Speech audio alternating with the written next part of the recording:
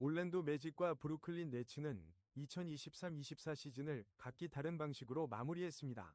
올랜도는 시즌 성적 47승 35패로 플레이오프에 진출하면서 수비력을 바탕으로 팀의 발전을 이뤄냈습니다. 특히 파올로 벤케로와 프란츠 바그너는 공격과 수비에서 핵심 역할을 담당하며 팀을 이끌었고, 웬델 카터 주니어와 같은 선수들이 골밑을 책임지면서 안정적인 수비를 구축했죠. 반면 브루클린 네츠는 케빈 듀란트, 카이리 어빙, 제임스 하든의 빅3가 떠났고 그 뒤 재건 과정에서 고군분투했지만 시즌 성적 32승 50패로 플레이오프 진출에 실패했는데요. 그나마 캠 토마스와 같은 젊은 선수들이 중심이 되는 경기를 했다는 것에 위위를 두어야 할 것 같네요. 이번 이적 시장에서 올랜도는 주력 선수들을 재계약하며 팀의 연속성을 유지했습니다. 프란츠 바그너와 웬델 카터 주니어가 장기 계약을 체결하며 팀의 안정감을 더했고, 조나단 아이작 역시 부상에서 돌아와 더 많은 기회를 받을 것으로 기대됩니다.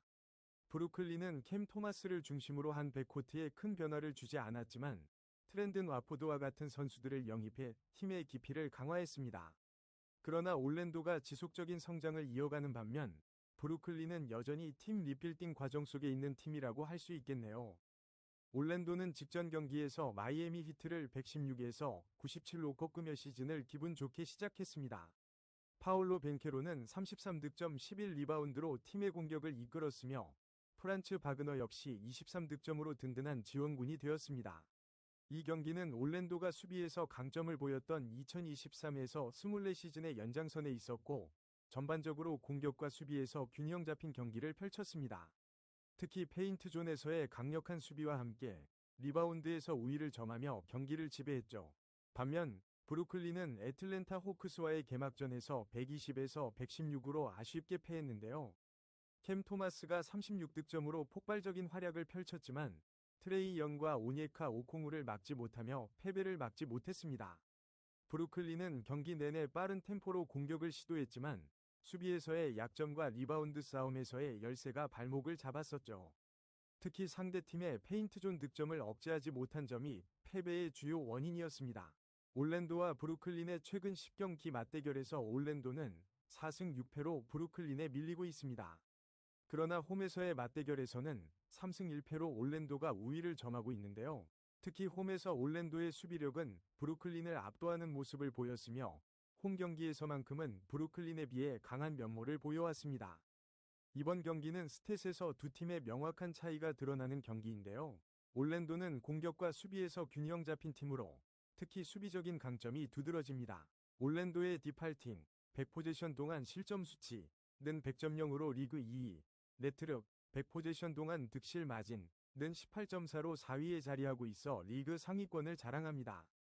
특히 100포제션 동안 118.4점, 오프력 8위를 기록하며 공격력 또한 리그 상위권에 속하죠. 반면 페인트존 득점은 37.9%로 리그 21위로 낮지만 페인트존 수비에서 40.0점만을 허용하며 상대의 공격을 효과적으로 억제하고 있습니다. 브루클린은 올랜도와는 달리 공격과 수비 모두에서 중위권 성적을 기록하고 있습니다. 오프르는 110.5로 리그 15위, 디팔팅는 114.3으로 16위에 머물러 있으며 네트름는 마이너스 3.8로 17위에 위치해 있습니다.